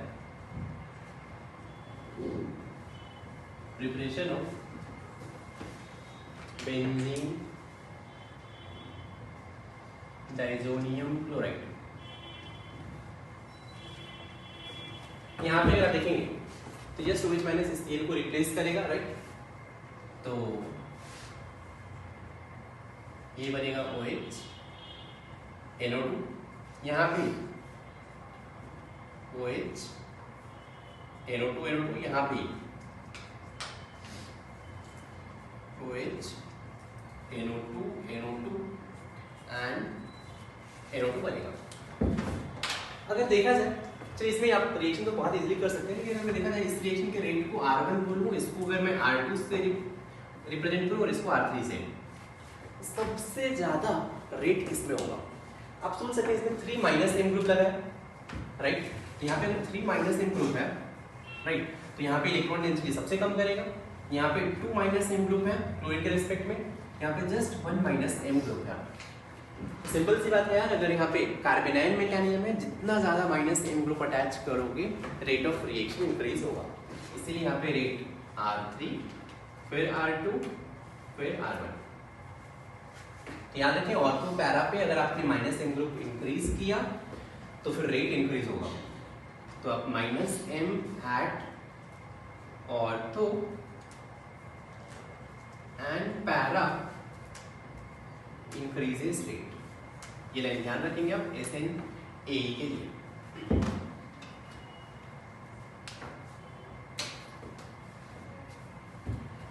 अब से देखिए बेंजीन डाइजोनियम क्लोराइड, ये फिर से बहुत ही इंपॉर्टेंट कंपाउंड है, ठीक ना? बेंजीन डाइजोनियम क्लोराइड मतलब बेंजीन डाइजोनियम से आप बहुत सारे एरोमेटिक कंपाउंड प्रिपेयर कर सकते हैं, इसीलिए ये लैब में बहुत इंपॉर्टेंट है। देखिए पहले प्रिपेयर कैसे करेंगे, ठीक? अगर मैं आपसे बोलूं कि बेंजीन पे, चलिए आप रिएक्शन खुद से बता सकते हैं, HNO3 और कंसंट्रेटेड H2SO4 है। आपको पता है नाइट्रेटिंग मिक्सचर है, नाइट्रेटिंग मिक्सचर है, इसका मतलब यहाँ से क्या बनने वाला है, बेंजीन पे NO2 आएगा। चलिए इसके बाद अगर मैं इस पे SN और HCl अटैच कर दूं, खुद से बता सकते हैं आप यार, बेंजीन पे NO2 है और SN HCl रिड्यूसिंग एजेंट है, तो NO2 को रिड्यूस करेंगे तो ये क्या बन जाएगा, बेंजीन पे NH2। क्लियर है? ये बन गया एनिलीन। एनिलीन पे अगर मैंने NaNO2 प्लस HCl ऐड कर दिया, शायद आपको ये रिएक्शन याद आ रहा होगा, कहाँ पे पढ़ाया था मैंने ये था डाइजोटाइजेशन रिएक्शन। मींस अगर आपने पिनाइकॉल 1 रीअरेंजमेंट पढ़ा होगा, उसके जस्ट बाद मैंने ऐसा रिएक्शन पढ़ाया था कि RNH2 है, इस पे NaNO2 और HCl, या फिर HNO2 भी लिखा था मैंने। तो यहाँ पे RN2 प्लस बनता था, हाईली अनस्टेबल है, R प्लस बनता था, लास्ट में वाटर अटैक करता था, RH बन जाता था मेजर। ये था, राइट? यहाँ भी क्या बनेगा, RNH2 पे NaNO2 HCl से RN2 प्लस बनेगा, तो यहाँ पे PHNH2 है, NaNO2 और HCl से क्या बन जाएगा, PHN2 प्लस Cl। समझ में आ रहा है? ये RN2 प्लस हाईली अनस्टेबल होता है, ये भी अनस्टेबल होता है, लेकिन सिंस ये बेंजीन के साथ कॉन्जुगेशन में है तो ऑलमोस्ट 0 to 5 डिग्री सेल्सियस में, या फिर अप टू 5 डिग्री सेल्सियस लिख लीजिए, अप टू 5 डिग्री सेल्सियस ये स्टेबल होता है, अदरवाइज ये भी ब्रेक हो जाएगा। लेकिन 5 डिग्री तक आप इसको आइसोलेट कर सकते हैं, मींस लो टेम्परेचर पे आप इसको आइसोलेट कर सकते हैं, और इसी को बोलते हैं बेंजीन डाइजोनियम क्लोराइड। क्लियर है? इसमें इंपॉर्टेंट चीज ये है कि देखिए ये अनस्टेबल है, बस 5 डिग्री सेल्सियस तक ही इसको आइसोलेट कर सकते हैं, यहाँ से N2 बाहर जाना चाहता है, तो आपको कोई भी ग्रुप अगर अटैच करना है इस पे, तो ग्रुप लाइए, N2 बाहर जाएगा, वो ग्रुप अटैच हो जाएगा। तो आप बेंजीन में प्रैक्टिकली कुछ भी अटैच कर सकते हैं। तो देखते हैं रिएक्शन क्या होगा यहाँ पे।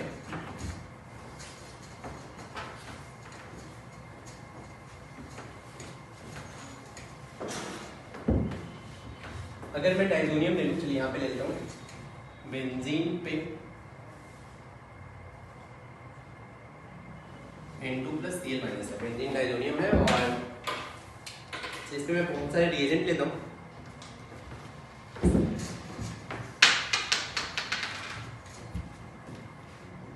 इससे पहला reaction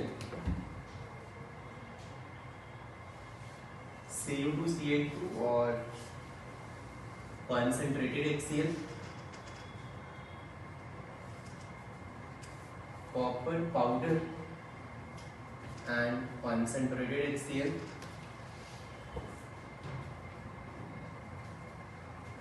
copper powder and concentrated HBr फिर आप यहाँ पे पोटेशियम आयोडाइड ले लें, या फिर आप CuCl ले लें।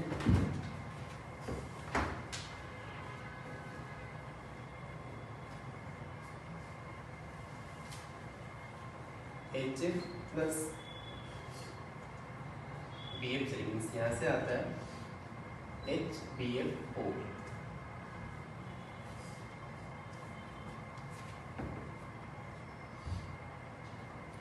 NaNO2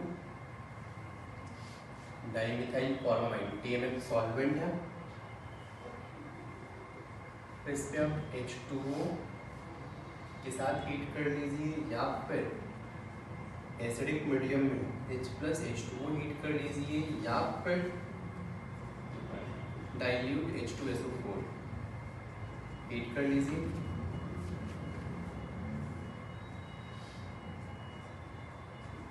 H3PO2 प्लस वाटर और C2H5OH और SnCl2 प्लस NaOH और HCOOH।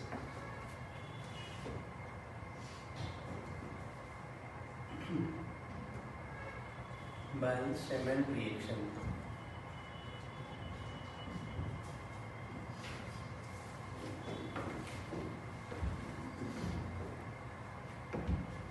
ये है Letterman reaction।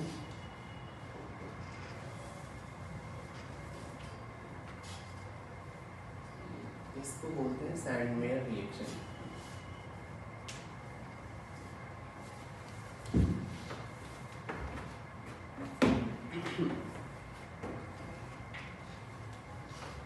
तो देखिए मैं रिएक्शन बता रहा हूँ क्या होगा।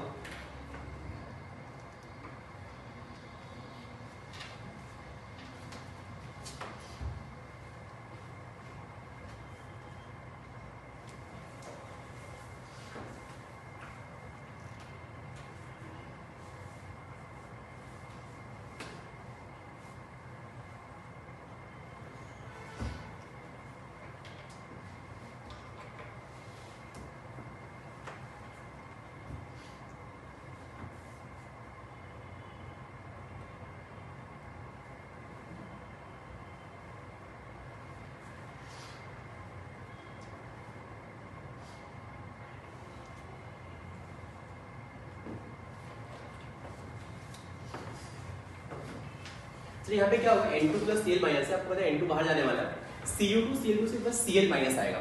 बस रिएक्शन बहुत ही सिंपल है। ये Cl माइनस इसको अटैक करेंगे, यहाँ से N2 बाहर जाएगा, तो यहाँ पे बन जाएगा बेंजीन पे Cl plus N2 plus HCl। यहाँ से आप समझ रहे हैं कॉपर पाउडर और HCl है, फिर से Cl माइनस आएगा, तो यहाँ से N2 को रिप्लेस करेगा, ये बन जाएगा बेंजीन पे chlorine plus N2 plus HCl। Copper powder HBr है, Br माइनस इसको रिप्लेस करेगा, तो ये बन जाएगा बेंजीन पे bromine plus N2 plus HCl।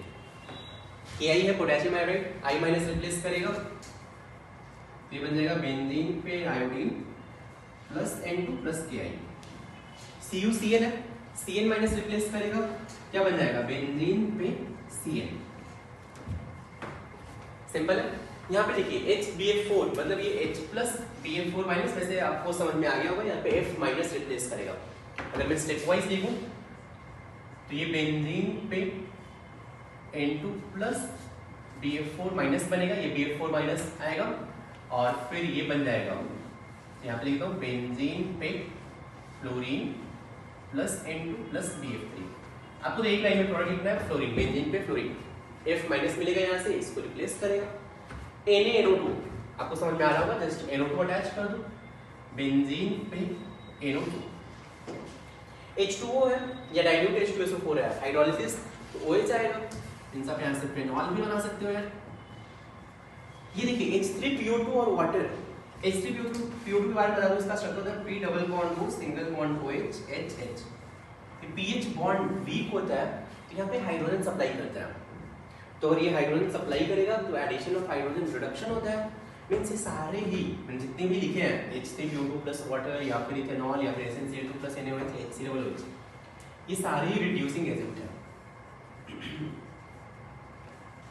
Reducing agent है, बस इसको रिड्यूस कर देंगे, उसके प्लेस पे H अटैच कर दो यार, तो बेंजीन बन जाएगा।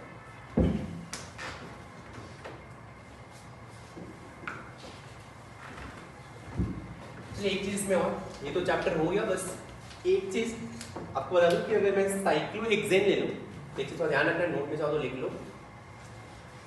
साइक्लोहेक्सेन में आपको पता है कि 3 मेंबर्ड रिंग में बहुत ज्यादा स्ट्रेन होता है, इसीलिए ये as a pi bond behave करता है। याद रखिए, मतलब ये ऐसा है ना, carbon single bond carbon, single bond carbon, यहाँ पे है बॉन्ड, तो ये बॉन्ड इजीली ब्रेक हो जाता है, मींस ये as a pi bond work करता है। ठीक, तो अगर साइक्लोप्रोपेन पे अगर मैं दे दूं आपको Br2 CCl4, तो यूजुअली अल्केन के साथ Br2 अटैक नहीं करता है, लेकिन इस पे आप चाहे इस बॉन्ड को ब्रेक करिए, Br अटैच कर दीजिए, यहाँ पे Br, इसी पे अगर मैं HBr अटैच करूँ, HBr अटैच कर दूँ, यहाँ पे Br, यहाँ पे H, इसी पे अगर मैं Br2 एंड वाटर पर अटैक करूँ, अब मैंने आपको बताया साइक्लोप्रोपेन भी ब्रोमीन वाटर टेस्ट लेता है, एक पे Br एक पे OH प्लस अटैच कर दो आप, तो ये पॉइंट याद रखें आप।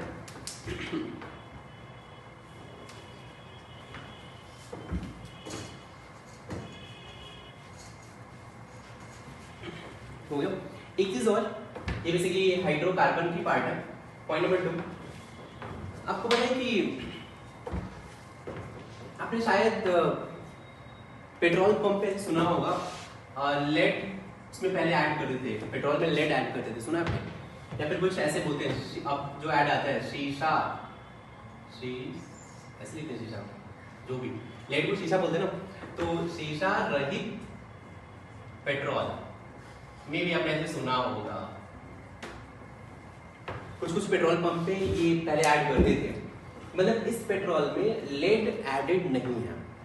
ठीक, मतलब होता क्या था कि पहले, मतलब आज से कुछ साल पहले पेट्रोल में लेड ऐड करते थे। अब वो ऐड क्यों करते थे उसकी स्टोरी बता रहा हूँ। आपको पता है कि जो फ्यूल का क्वालिटी इंक्रीज करना है, ठीक, मैं बोल सकता हूँ कि quality of fuel can be increased. अगर आपको क्वालिटी ऑफ फ्यूल इंक्रीज करना है, क्वालिटी ऑफ फ्यूल मतलब अगर आपको माइलेज ज़्यादा चाहिए, तो आप क्या कर सकते हैं, एक तो आपके पास ऑप्शन है कि आप ऑक्टेन नंबर इंक्रीज कर दीजिए। हाई ऑक्टेन नंबर है, इसका मतलब उसका माइलेज ज़्यादा होगा, आपको पता ही। ऑक्टेन नंबर कैसे इंक्रीज करते हैं, तो आप एरोमेटिक बना दो, ब्रांचिंग कर दो, तो मतलब एक तो मेथड है कि बाई इंक्रीजिंग ऑक्टेन नंबर, एक ही मेथड हमने पढ़ा है। दूसरा मेथड होता है बाई डिक्रीजिंग नॉकिंग। आपको नॉकिंग डिक्रीज करना होता है। अब ये नॉकिंग क्या होता है, थोड़ा सा मैकेनिकल टर्म है। तो नॉकिंग का मतलब होता है कि जैसे मान लीजिए आपने बाइक में पेट्रोल डाला और पेट्रोल का पहले बर्निंग होता है, फ्यूल का बर्निंग होता है, बर्निंग के बाद वो एनर्जी प्रोड्यूस करता है। क्लियर है? मैं आपको थोड़ा सा बता दूं कि इंजन वर्क कैसे करता है। तो जो भी बाइक है, किसी के भी कार के इंजन होते हैं, उसमें सिलेंडर पिस्टन सिस्टम होता है। सिलेंडर हुआ और यहाँ पे मान लीजिए ऐसे पिस्टन होता है।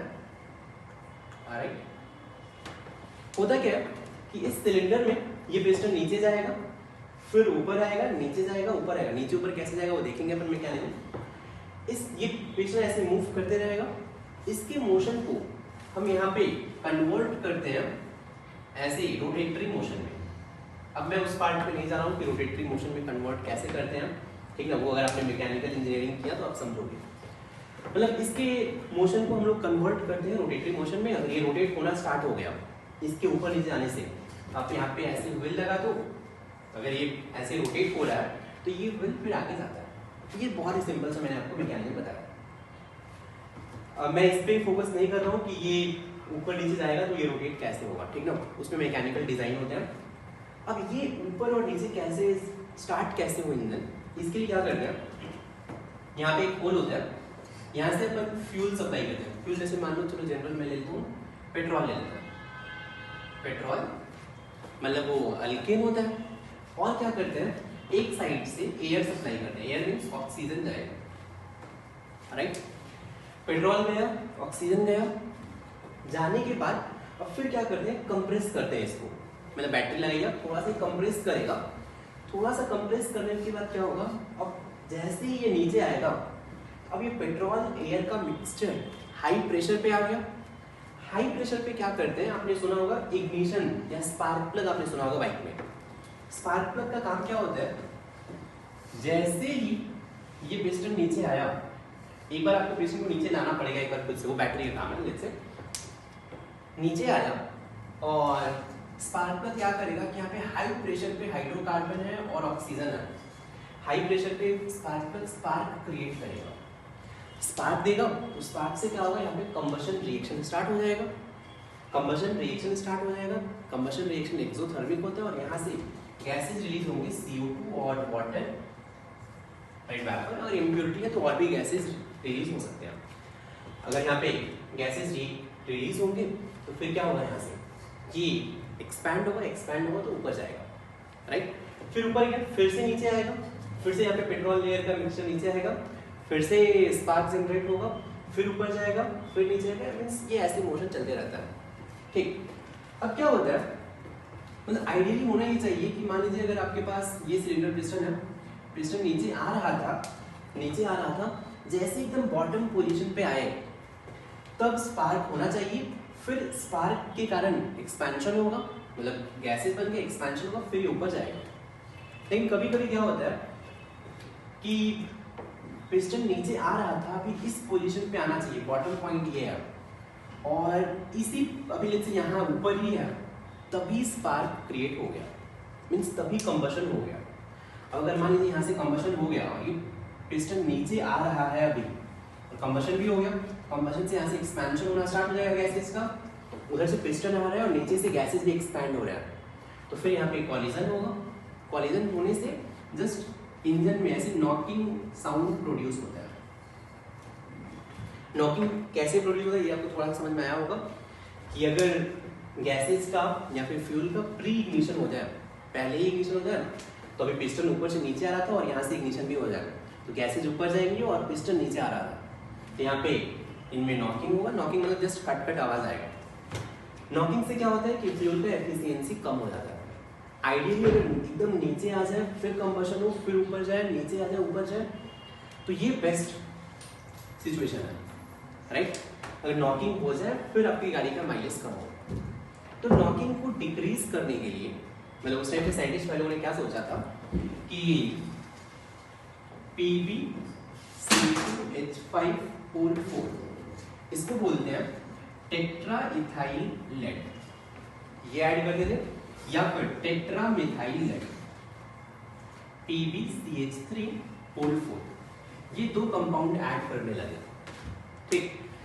इनका काम क्या था, टेट्रा इथाइल लेड और टेट्रा मिथाइल लेड का, कि बस कुछ नहीं, जस्ट इग्निशन को स्टॉप करना था, इग्निशन को रेट डिक्रीज करना था। इग्निशन का अगर रेट डिक्रीज कर देंगे तो क्या होगा, ये पिस्टन नीचे आएगा, तब जाके इग्निशन होगा। तो इनको बोलते हैं, इन दोनों को बोलते हैं anti knocking agent, anti knocking agent. तो सिंपल सी बात है, अगर आपको नॉकिंग डिक्रीज करना है, आप क्या करिए, एंटी नॉकिंग एजेंट ऐड कर दीजिए। बस आपसे पूछ सकते हैं कि एंटी नॉकिंग एजेंट क्या होते हैं, तो एंटी नॉकिंग एजेंट होते हैं tetra ethyl lead and tetra methyl lead. ठीक है, तो आप बस काम करिए, चाहे तो लिखिए नोट में पॉइंट नंबर 2 कि quality of fuel can be increased by, quality of fuel can be increased by first by increasing octane number and second by decreasing knocking, by decreasing knocking। तो ऐसे कंपाउंड को जो knocking decrease करते हैं क्या बोलते हैं, एंटी नॉकिंग एजेंट। आप लिख लीजिए कि compounds which decreases knocking are called anti knocking agent. बस ये कौन से याद रखें आप, टेट्रा इथाइल लेड या टेट्रा मिथाइल लेड।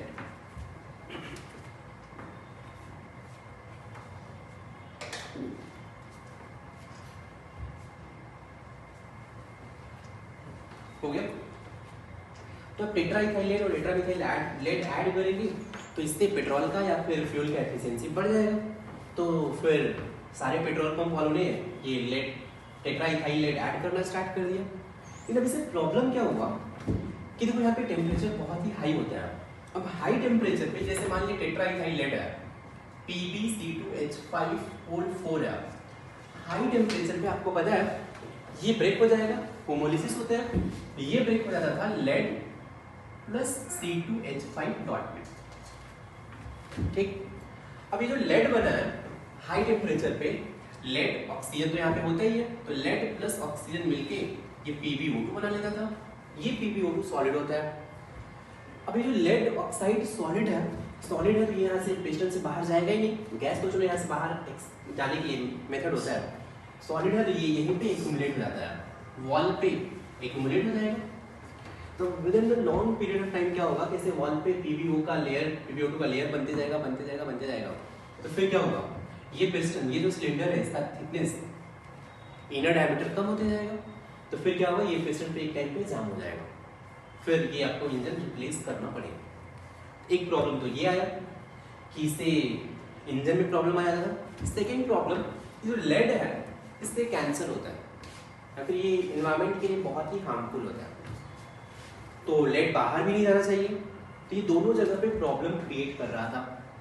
ठीक, तो फिर इन्होंने क्या सोचा कि लेड को हटाने के लिए, फिर पहले तो ये हुआ कि चलो एनवायरनमेंट वाला तो फैक्टर बाद में आया था, पहले तो साइंटिस्ट ने इसका सॉल्यूशन खोजा कि PbO2 बन रहा है तो क्या किया जाए कि यहाँ से PbO2 एक्यूमुलेट ना हो। इसके लिए इन्होंने ऐड किया CH2 single bond Br ethylene dibromide इन्होंने ऐड कर दिया। पहला सॉल्यूशन ये निकला। ये किसका सॉल्यूशन है, जब यहाँ पे पिस्टन पे और सिलेंडर पे PbO2 सॉलिड जमा होने लगा था, इसको हटाने के लिए इन्होंने CH2Br ऐड कर दिया। इससे फायदा क्या हुआ, हाई टेम्परेचर पे, आपको पता है यहाँ पे टेम्परेचर हाई होता है, हाई टेम्परेचर पे ये ब्रेक हो जाता है CH2 double bond CH2 plus 2Br dot. ये Br डॉट बनते ही क्या करेगा, लेड के साथ रिएक्ट कर जाएगा। जो भी लेड बन रहा था, लेड प्लस 2Br डॉट मिलके ये PbBr2 बन जाएगा। ये वोलेटाइल होता है, वोलेटाइल मीन्स ये उड़ जाएगा। अब यहाँ पे आपका सिलेंडर पिस्टन तो अच्छा है, तो ये मेथड इन्होंने फिर से निकाला।